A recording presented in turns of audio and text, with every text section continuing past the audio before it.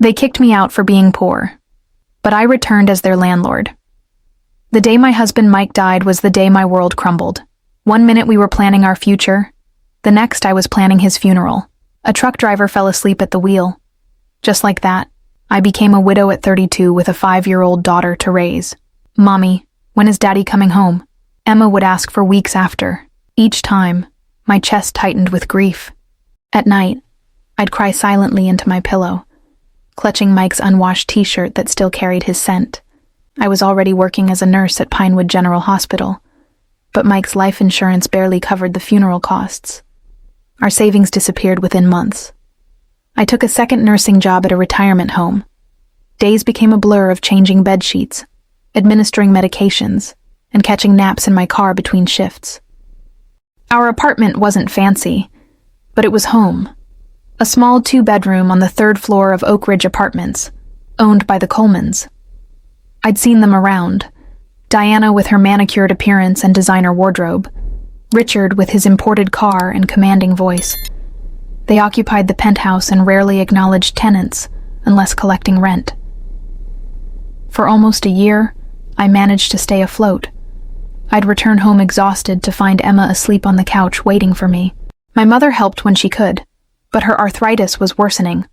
I was sinking, but refused to let go. Then the retirement home cut staff. I lost my second job the same week my car needed costly repairs. When rent day came, I was $300 short. "Mrs. Coleman, I just need until next Friday," I explained, standing in the building's lobby. "I can pay half now and—" "Rules are rules, Mrs. Martinez," Diana said, not glancing up from her phone. "Rent is due on the 1st. Period. Please, it's my daughter's birthday today. I've never been late before." She finally looked up, her expression frigid. "Your poor planning isn't my problem." I swallowed my pride. "Could I speak with Mr. Coleman?" "My husband doesn't handle charity cases." Other tenants were walking by. Heat crept up my neck. "It's not charity. I just need a few days." "Perhaps you should have thought about that before having a child you can't afford," she said, voice deliberately loud enough for everyone to hear. My fingers trembled. Emma was waiting upstairs with my mother for her little birthday celebration, just cupcakes and a small gift I'd saved for months to buy. 3 days later, I found the eviction notice taped to my door. The bright orange paper announced my failure from across the hallway. My neighbors averted their gaze when passing. Some whispered. I felt completely exposed, as if everyone was judging me. When I called Richard Coleman, he scoffed. "You people always have excuses. We have investors to answer to. You're out by Friday." Friday arrived with a thunderstorm. I begged for a weekend extension, just enough time to find shelter. Richard appeared with 2 security guards. "Time's up," he announced, pounding on my door at 7 a.m. "And please," I whispered. "My daughter is terrified of storms. Just until tomorrow." "Not my concern," Richard replied, checking his watch impatiently. Emma clutched her stuffed rabbit, watching fearfully as they began removing our belongings. My mother sobbed, her hands shaking as she attempted to pack our photo albums. "You can't do this," I pleaded. "There's a storm raging outside." Richard's face darkened. "Watch me." He grabbed a box of our belongings, photos of Mike, Emma's baby book, my nursing diploma, and hurled it into the rain-soaked parking lot. The lid burst open, scattering our memories across the wet asphalt. I watched as the rain soaked through Mike's love letters, the ink bleeding away in blue streams. I spotted his son Thomas in the building doorway, observing everything. Our gazes locked. He appeared uncomfortable but turned away without intervening. I'd noticed him before, sometimes holding doors when my arms were full of groceries. But today, when it mattered, he remained silent. As we huddled in my old Honda, rain hammering the roof, Emma asked through tears, "Mommy, why do they hate us?" I had no answer, just a shattered heart and nowhere to go. I watched security guards emptying our apartment, carelessly tossing our possessions onto the wet pavement. The pink birthday cake we hadn't eaten sat ruined in a puddle, candles never lit. That first night in the car stretched endlessly. We parked behind the hospital where I worked. Emma curled in the back seat with her rabbit while I pretended to sleep up front. Every noise startled me. Would someone report us? Would strangers try to break in? Before dawn, I prepared Emma for school in the hospital bathroom. The security guard watched suspiciously but remained quiet, recognizing my nurse's uniform. "Remember, sweetie, this situation is temporary," I told her, arranging her hair, like camping. Her brave smile nearly undid me. "I know, Mommy. It's an adventure." For 2 weeks, we lived this way. I'd drop Emma at school, complete my shift, collect her, and spend evenings in fast food restaurants for warmth before returning to the car for sleep. Every shelter I called was at capacity. Friends offered help when possible, but most faced their own struggles. I became skilled at locating safe parking, washing clothes in public restrooms, and stretching every dollar. Our remaining possessions filled a tiny storage unit, visited weekly to exchange clothes. Every cent went toward saving for a security deposit, but landlords demanded first and last month's rent plus perfect credit, none of which I possessed. Then Emma fell ill. It began with persistent coughing. By the 3rd day, she burned with fever. I rushed her to the emergency room where I worked, praying for something minor. 104.3, my colleague Sarah murmured, checking the thermometer. "Sophia, how long has this been happening?" "Just today," I lied, unable to admit I'd noticed symptoms days earlier but couldn't afford missing work. They admitted her for pneumonia. As I sat beside her hospital bed, watching her labored breathing, a social worker named Janet appeared. "Mrs. Martinez, could we speak outside?" In the hallway, her expression showed concern beneath professional calm. "Emma mentioned you've been living in your car." My stomach clenched. "It's temporary. I'm on several waiting lists for apartments." "I understand, but I must file a report with Child Protective Services." The corridor seemed to tilt beneath me. "You can't take my daughter." "No one wants to separate you," she assured me. "But we need to ensure Emma has stable housing." That night, after Emma finally slept, I collapsed in the bathroom. I'd failed at my most important responsibility, keeping my child safe. My reflection showed a stranger, hollow features, disheveled hair, wrinkled scrubs worn for days. Mike would be devastated. When I returned to Emma's room, hospital staff were wheeling in another patient. Marcus Wilson, according to his chart, silver-haired with attentive expression despite his oxygen tube, admitted with lung cancer complications. Over subsequent days, as Emma gradually improved, Marcus observed everything.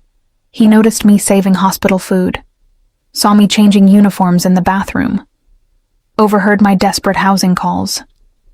"Nurse Martinez," he said softly one evening, "you're a good mother." I wiped tears away.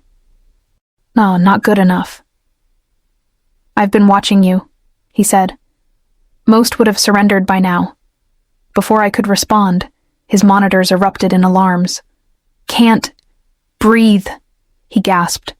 I pressed the emergency button and checked his vitals, oxygen levels plummeting. "He's coding," I called while starting compressions.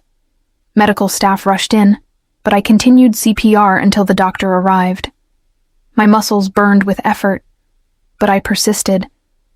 This man wouldn't die on my watch, not when I could prevent it. Later, the doctor told me, "Your quick action saved his life." Marcus recovered enough for transfer back to his regular room the following day.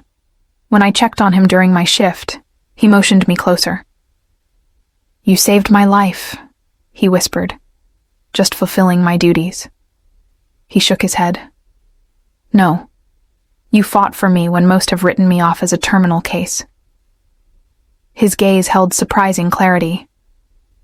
"I don't believe in coincidences, Sophia. Our meeting was meant to happen." 3 days later, Emma was discharged with antibiotics and strict follow-up instructions. The social worker had arranged temporary housing at a women's shelter. Not ideal, but preferable to the car. The shelter maintained cleanliness despite overcrowding, 20 women and their children sharing limited bathrooms and kitchen space. We slept on narrow bunk beds, Emma above me. Nighttime brought the sounds of other women's quiet sobs, each fighting personal battles. Daytime included mandatory financial classes that offered little I didn't already understand. I continued my hospital shifts, visiting Marcus whenever possible. His physical condition deteriorated while his mind remained sharp. One afternoon, he requested privacy. "I need to share something, Sophia," he said. "I'm not merely an elderly cancer patient." He retrieved a worn leather portfolio. Inside lay financial statements, property deeds, and investment reports with figures beyond my comprehension. "I've spent 5 decades building a real estate empire," he explained. "Started with a single rundown property at 20. Now I own buildings nationwide." I stared, bewildered. "You're wealthy?" His weak laugh turned into a cough. "About $2 billion, according to my accountant's last assessment. Why tell me this?" "Because I'm dying without heirs." His gaze held mine. "I've observed your determination, your compassion. You remind me of myself at your age." My thoughts raced. "Mr. Wilson." "Marcus, please." He paused for breath. "I've established foundations, made donations. But wealth without guidance merely creates more administrative overhead." He pushed the portfolio toward me. "And this is for you." Inside was a deed to a small apartment building nearby. "I can't possibly accept," I whispered. "It's modest. Just 6 units, value around $500,000. But it's your beginning." "Beginning of what?" "Transforming your circumstances, and perhaps improving life for others mistreated by people like the Colemans." Over subsequent weeks, as his health declined, Marcus taught me everything he knew. Property evaluation, financing strategies, fair tenant management. "Real estate isn't simply about buildings," he'd insist. "It's about providing dignity through shelter." I'd arrive directly from hospital shifts, still in uniform, taking notes beside his bed. He'd quiz me on investment terms, beaming with approval at correct answers. Sometimes Emma would join us, drawing quietly during our discussions. "Why help us?" I asked once. His expression grew distant. "I experienced homelessness too. Lived in my vehicle 8 months after returning from Korea. Nobody hired veterans with nightmares." What changed things? A landlady called Mrs. Chen. She offered opportunity when others wouldn't. Let me renovate a condemned building instead of paying rent. He squeezed my hand. Sometimes one person's belief makes all the difference. The evening before his death, he requested 2 promises. First, to use his teachings for creating security for Emma and myself. Second, to use any success for bringing justice, not vengeance, to those mistreated. "The world has enough bitterness," he whispered, breathing labored. "It needs those who've suffered yet choose kindness anyway." I held his hand until the monitor signaled his passing. At his will reading, I learned he'd bequeathed not just the apartment building, but also an education trust for Emma and stock portfolio worth nearly $1 million. His attorney presented me with a letter. "Remember," Marcus had written, "buildings rise brick by brick. Empires develop decision by decision. Choose wisely."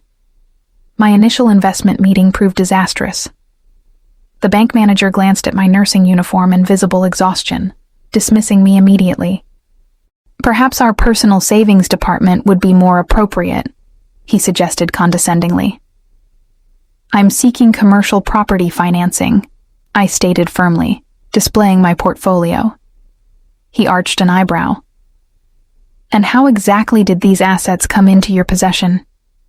His tone implied impossible legitimacy. I departed, trying different banks until a younger loan officer named Jessica took me seriously.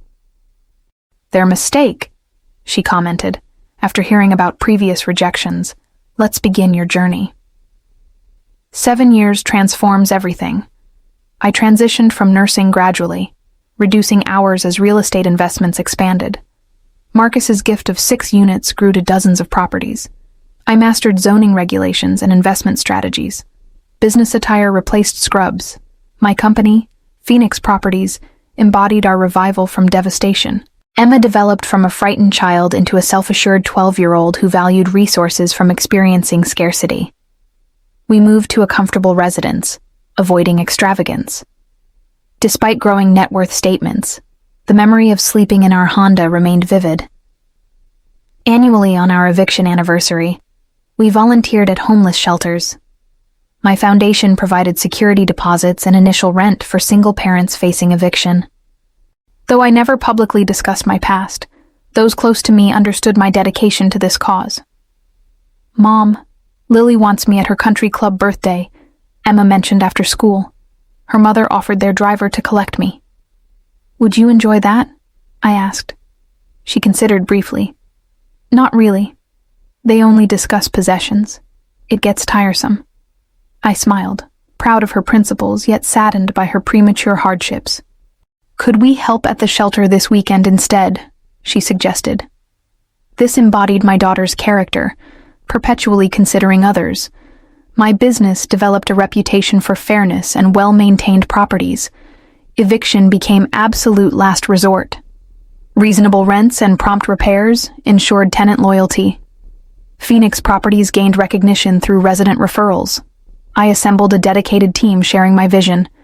We specialized in acquiring troubled properties, improving conditions without displacing current residents, and fostering community stability.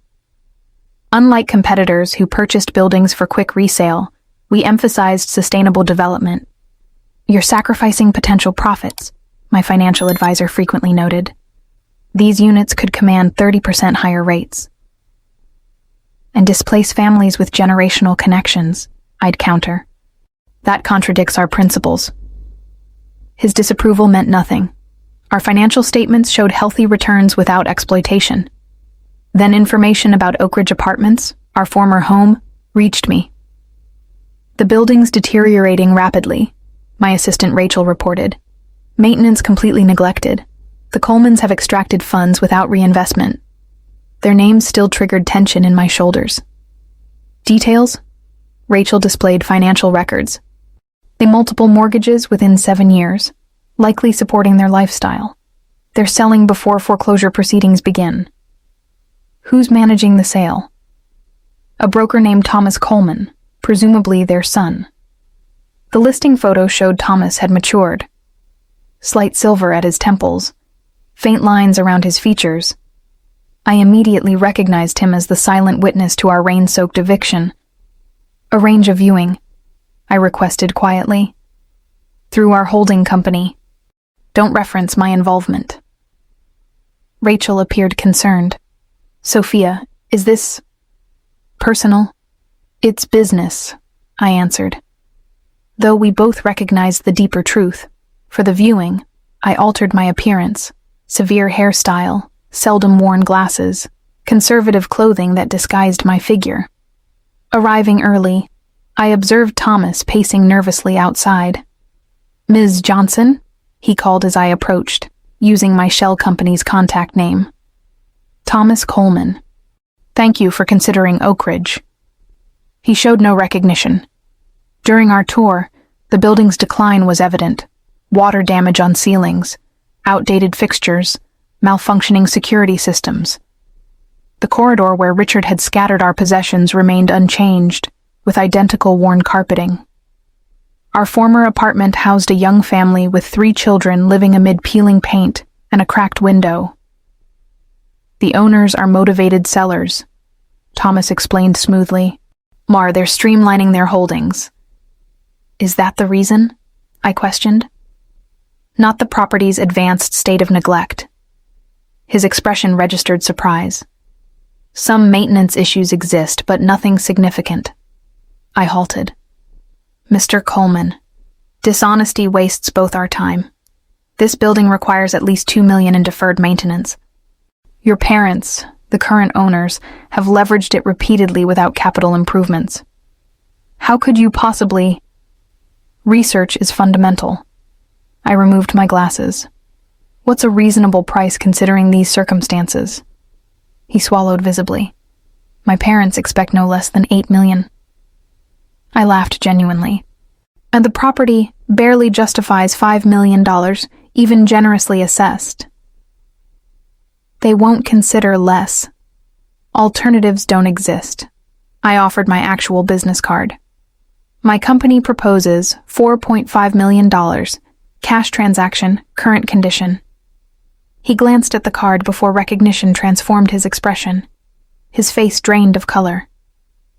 You're Sophia Martinez, I stated calmly. The woman your family evicted during a rainstorm 7 years ago. Inform your parents Phoenix Properties extends this offer. I turned to leave, then paused. Oh, and Thomas. Tell them I'm looking forward to becoming their landlord. Thomas stared at my business card, mouth open. Sophia Martinez, the nurse? The very same. I savored his shock. Though I've upgraded my career path since your family tossed us into that storm. His face drained of color as the realization set in. The confident real estate broker vanished, replaced by a man confronting his past failings. His Adam's apple bobbed as he swallowed hard. I need to call my parents, he stammered, fumbling with his phone. By all means, I'll wait. I settled into a nearby chair, watching his discomfort with quiet satisfaction. His conversation was brief, hushed, urgent. Yes, it's her. The nurse. No, I'm not joking. She knows everything about the mortgages. Yes, she has the capital. When he hung up, sweat beaded on his forehead. They want to meet you. Wonderful. My attorney's office, tomorrow at 10. Tomorrow? That's too soon, not my concern. I collected my purse. The Coleman family taught me timing is everything. 2 days later, I sat in the conference room of my attorney's office, deliberately early. Rachel beside me, documents spread across the polished mahogany table.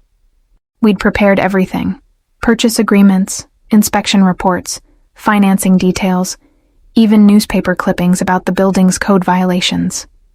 The morning sun streamed through floor-to-ceiling windows, illuminating our readiness. The door opened exactly at 10 a.m. Richard entered first, visibly aged. His designer suit hung loosely on his frame, expensive fabric draping a diminished man. The commanding presence I remembered had withered into someone who glanced nervously around the room, assessing threats. Diana followed, still elegant but with deep lines etching her face. Her practiced smile faltered when our eyes met. Thomas trailed behind, gaze fixed on the floor like a scolded child. Mrs. Martinez, Richard began, forcing a smile. What a surprise to... Let's skip the pleasantries, I interrupted. You're selling Oak Ridge. I'm buying it. The only question is whether you'll accept my offer or face foreclosure next month. Diana's makeup couldn't hide her pallor. How dare you speak to us this way? Do you know who we are? Better than you think. I know about the second mortgage you took out last year, the tax liens, the building code violations, the lawsuit from your last evicted tenant. I tapped a folder. I know the bank has given you 60 days to refinance or sell before they initiate proceedings. Richard's bravado faltered. That's private information. Nothing stays private in real estate. I slid the purchase agreement across the table. $4.5 million. Cash, as is. You have 30 minutes to decide. This is blackmail, Richard sputtered, his face flushing crimson. This is business. The same business you taught me when you threw my daughter's birthday cake into a puddle. The memory still stung, sharp and clear. Consider it the most valuable education I never paid for. Diana's fingers trembled as she reached for water. We were just following the rules. Your rules, not mine. I glanced at my watch. 27 minutes. They huddled at the far end of the table, whispering frantically. Thomas remained separate, watching me with an unreadable expression. I caught fragments of their conversation: no choice, and underwater, and reputation. The minutes ticked by. Rachel nudged me, whispering, "They're cracking." Finally, Richard approached, pen in hand. "We'll sign. But I want it on record that we're doing this under duress. Note whatever you wish." I pushed the papers toward him.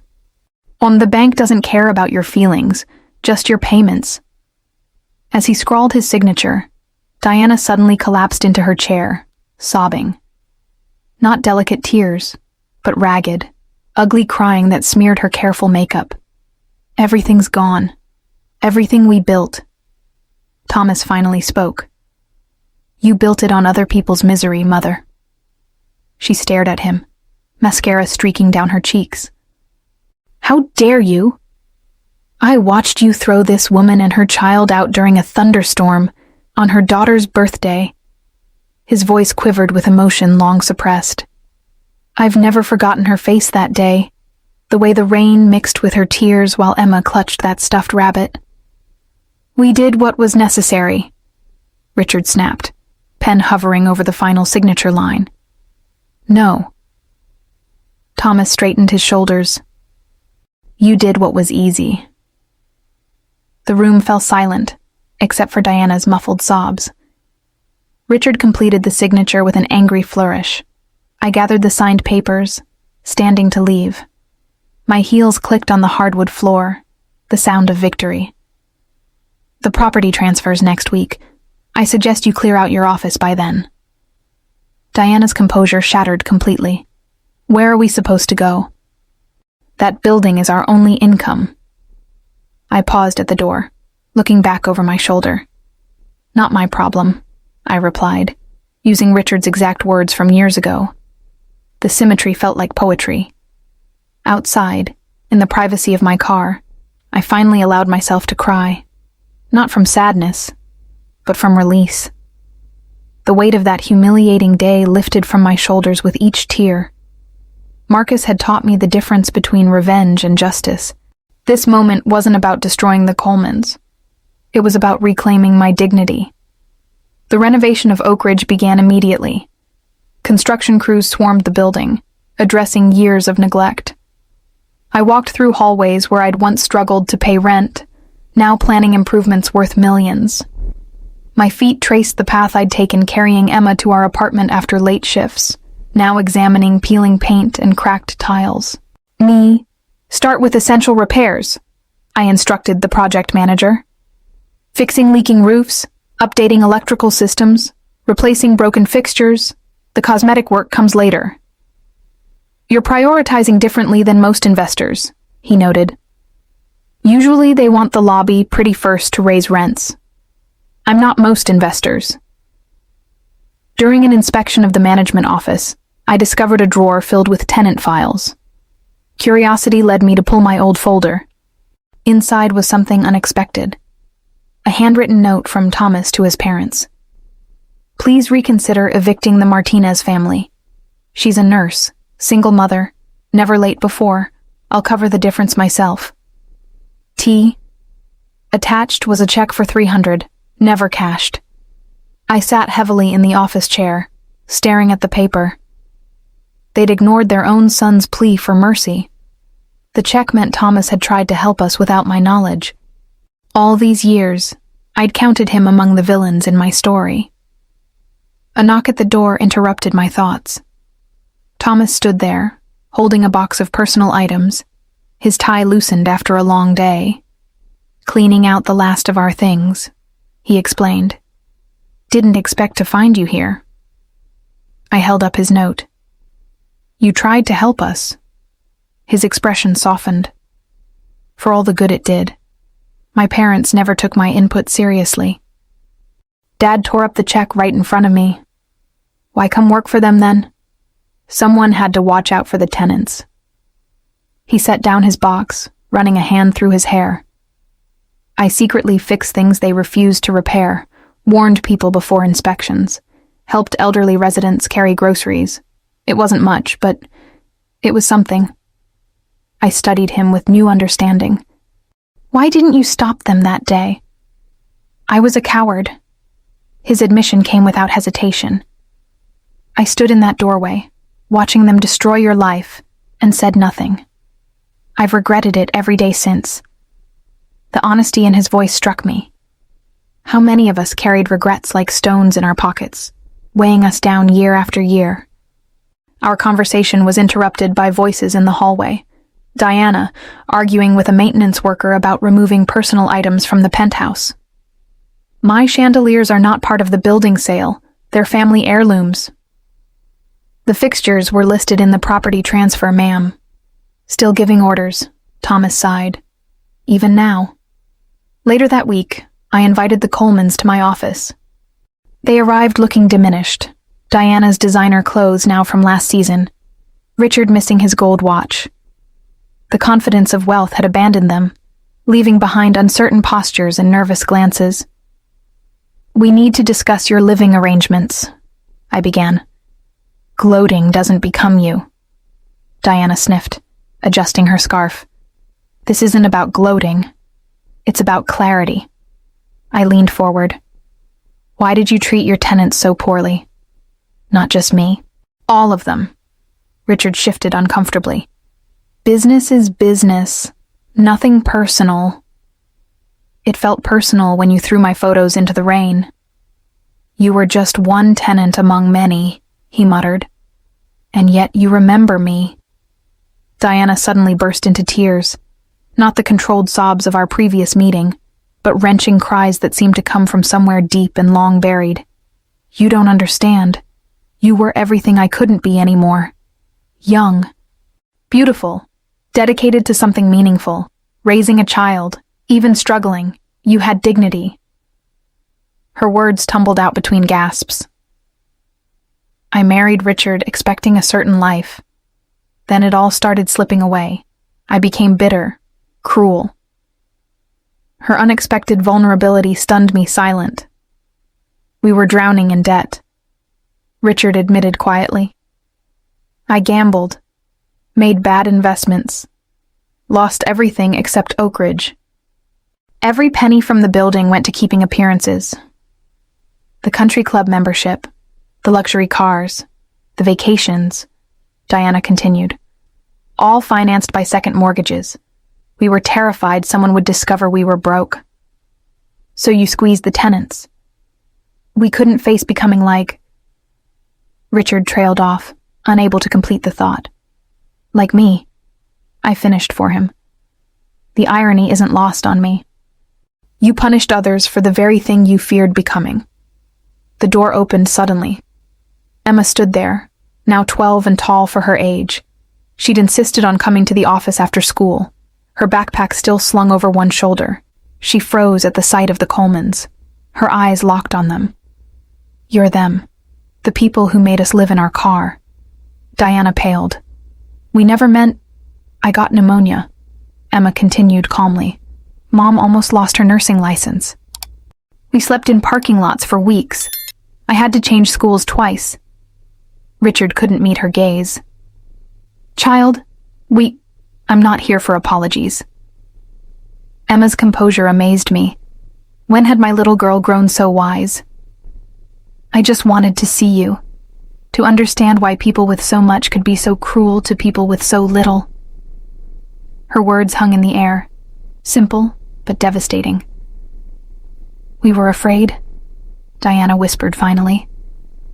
Emma nodded. So were we. Her wisdom left us all speechless. The transformation of Oak Ridge became my most ambitious project. We renovated each unit while allowing tenants to remain in the building, moving them temporarily to vacant apartments. No mass evictions, no pricing out longtime residents. Instead of granite countertops and luxury appliances, we installed durable, energy-efficient fixtures that would keep utility costs low. We added a code playground with equipment accessible to children with disabilities. A community garden sprouted on an unused patch of lawn. The basement laundry facilities, once moldy and dimly lit, became a bright community space with free Wi-Fi and comfortable seating. One morning, I found Diana in the lobby, staring at the construction plans posted on an information board. Her designer handbag was gone, replaced by a canvas tote. Her hair, once perfectly colored and styled, showed gray roots. "Looking for something?" I asked. She startled. "Just curious what you're doing to the building. Creating what it should have been all along. Affordable, dignified housing." She traced the outline of the community room with her finger. "It's quite impressive." "Thank you." A moment of awkward silence stretched between us. "What happens to us now?" she finally asked, vulnerability replacing her usual hauteur. "We have nowhere to go. The money from the sale barely covered our debts." I'd considered this moment for weeks. Marcus's words echoed in my memory. The world needs people who've known suffering but choose kindness anyway. The easy path would be letting them fend for themselves. Poetic justice for how they'd treated me. "I have a proposition," I said. "Work for me. Learn how to manage property properly." Her expression shifted from shock to suspicion. "Why would you help us?" "It's not help. It's an opportunity. The same thing I never got from you. Richard won't agree to this. His pride has cost you everything already." I handed her a business card. "The offer stands for both of you. Building manager positions, modest salary, apartment included. Why would you trust us with anything?" "I don't yet." "You'll have to earn that." 3 days later, they accepted. Richard and Diana moved into a modest 2-bedroom unit in the building they once owned. The same size as the apartment they'd evicted me from. Richard took charge of maintenance requests, personally fixing leaky faucets and broken doors. Diana managed the front office, learning tenant names and family situations. Their transition wasn't smooth. Richard complained about the physical labor, Diana about the modest salary. Yet gradually, something changed. Richard found satisfaction in completing repairs that had been neglected for years. Diana started an after-school homework program for residents. Children. "These kids are so bright," she told me one afternoon. "Marlene on the 4th floor. Her math skills are extraordinary. She just needed a quiet place to study." Emma, surprisingly, spent time with Thomas. He taught her about real estate assessments and property values, while she showed him her volunteer projects at the women's shelter. Their unlikely friendship blossomed into a genuine mentoring relationship. "He's not like his parents," Emma told me while we prepared dinner. "He actually listens, and he feels terrible about what happened to us." "People can surprise you," I replied, thinking of Marcus. "He said the day they evicted us changed him. He went back to school for affordable housing policy after that." "Actions speak louder than intentions," I cautioned. "That's what he's trying to prove now," she insisted. "He's using his connections to help our foundation." The building community transformed alongside its physical improvements. Tenants who previously avoided each other now gathered for monthly meetings. A resident-led committee made decisions about common areas. Seniors watched over children while parents worked. During one summer heat wave, neighbors checked on elderly residents, sharing fans and cold drinks. At one community gathering, Diana approached me. 7 months had passed since she'd started working for me. The privileged woman who'd once looked through me now served punch to children from families she would have previously evicted. "I never understood what a community could be," she admitted, "and we saw tenants as income sources, not people." "That was your mistake," I said. "Buildings are just structures. People make them homes." She nodded.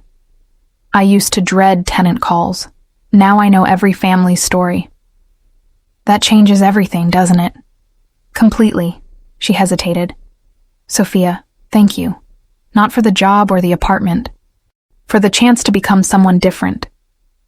The words I'd waited years to hear came not as a formal apology, but as something more valuable. Recognition of growth. Richard's transformation came more slowly.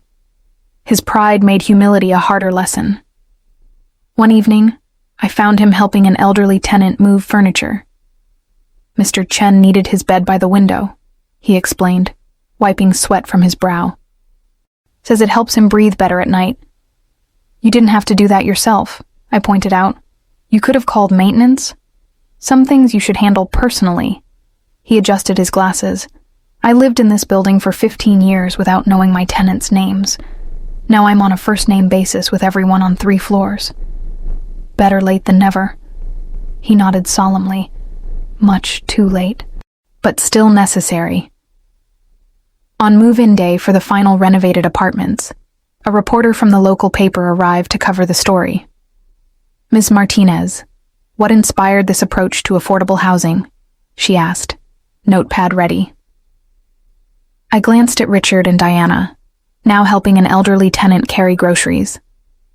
Let's just say I learned what not to do from previous management. Your Phoenix Properties has created quite a model here. No tenant displacement, green building practices, mixed income residents. Housing is a human right, not just an investment vehicle. That's not a popular view in this market. Popularity isn't my concern. Dignity is. The reporter smiled. One last question. What do you say to investors who claim your approach leaves profit on the table? I thought of Marcus, of Emma sleeping in our car, of the Colemans learning hard lessons in humility. And I'd say they're calculating the wrong kind of wealth. 7 years to the day after buying Oak Ridge, I stood on the newly built rooftop garden, addressing gathered residents and city officials. The spring sunshine warmed my face as I surveyed what we'd accomplished. The building had become a model for affordable housing nationwide. Other investors complained about our reasonable rents, but our waiting list stretched hundreds of names long. Today, we celebrate more than renovations, I announced. We celebrate second chances. The crowd applauded as I unveiled a plaque dedicating the garden to Marcus Wilson. His attorney stood nearby, still managing his estate after all these years. Beside the plaque stood a glass display containing his leather-bound diary, open to a page I'd discovered months after his death. True wealth isn't measured by what you own, but by how many lives you improve. My greatest investment wasn't in buildings, but in people who will carry forward a legacy of compassion. I traced my fingers over the protective glass. Marcus taught me that real estate isn't about property. It's about creating spaces where people can thrive, where a single mother can raise her child without fear of homelessness, where elderly neighbors find community instead of isolation, where second chances aren't just possible. They're built into the foundation. Diana and Richard stood among the residents, no longer separate. Their appearance had simplified, but their expressions carried something new: purpose. Diana coordinated resident services. Richard managed building operations. Their transformation from exploiters to advocates happened gradually, through daily choices and constant accountability. 7 years ago, I continued, I promised to create justice, not revenge. Today, I'm proud to say Oak Ridge stands as proof that both are possible. Thomas stepped forward, joining Emma beside me. No longer the silent bystander, he'd become a vocal advocate for housing reform. Together, they unveiled their new project, a foundation providing legal assistance to tenants facing unfair eviction. The Wilson-Martinez Housing Justice Initiative will ensure no family experiences what mine did, Emma explained, her voice strong and clear. When temporary financial hardship strikes, this foundation will provide emergency rental assistance, legal representation, and financial counseling. Thomas added, and for landlords, we offer education on ethical property management and mediation services. Breaking the cycle requires change on both sides. Mrs. Chen from apartment 4B raised her hand. How will families qualify? By needing help, Emma answered simply. No complicated applications, no invasive questions, just dignity and support until they regain stability. The day's highlight came when I called forward 5 families, all single parents who had faced housing insecurity. Maria, a hospital cleaner raising 3 children. Jackson, a veteran supporting his daughter while attending community college. Lucia, a home health aide whose husband had died suddenly. Aisha, escaping domestic violence with her twin sons. David, recently laid off after 20 years at the same company. Today, these apartments become more than homes, I announced. They become yours. I handed each family a deed to their unit, converted to affordable condominiums. The crowd erupted in cheers as children jumped with excitement and parents wiped away tears. "How is this possible?" Maria whispered, clutching her deed. "A man I once knew believed in second chances," I explained. "Now we're paying it forward." After the celebration, when the catering staff cleared away the last plates and the residents returned to their homes, I drove alone to the cemetery. The late afternoon sun cast long shadows across Marcus's grave as I placed fresh flowers beside his headstone. "We did it," I whispered, running my fingers across his name. Phoenix Properties now manages 30 buildings. Every tenant has affordable rent, emergency assistance programs, and pathways to ownership. A gentle breeze rustled the nearby trees. The Colemans found redemption through service. Thomas became the advocate he always wanted to be. Emma's growing into a remarkable young woman who'll never forget where we came from. I placed his worn leather portfolio beside the flowers. "You changed everything when you believed in me. One act of kindness created thousands more." In the silence, I remembered our conversations in that hospital room. His lessons about property values had actually been lessons about human values.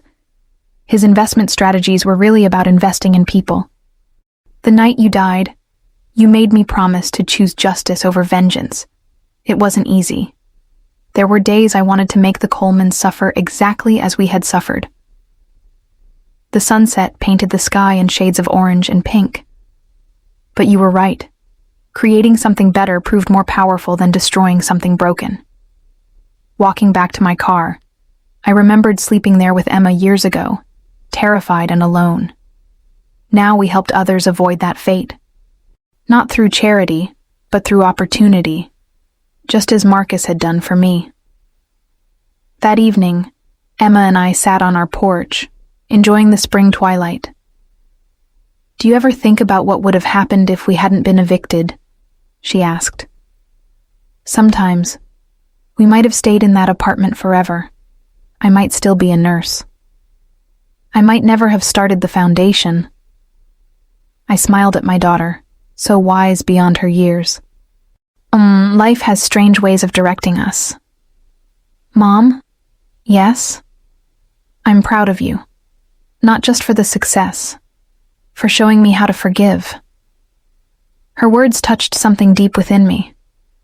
Marcus once told me that life's greatest victories aren't measured by defeating enemies, but by creating a world where everyone has the chance to become their best selves. "Even those who once threw you out in the rain," Emma finished. "Especially them."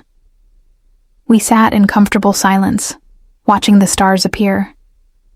The path from that rainy eviction day to this peaceful moment hadn't been straight or easy, but every step had led us exactly where we needed to be. If this story touched your heart, please hit that like button and subscribe for more tales of triumph over adversity. Share with someone who might need inspiration today, and leave a comment about how kindness changed your own life. Please, don't forget to check out the next heartwarming story appearing on your screen now.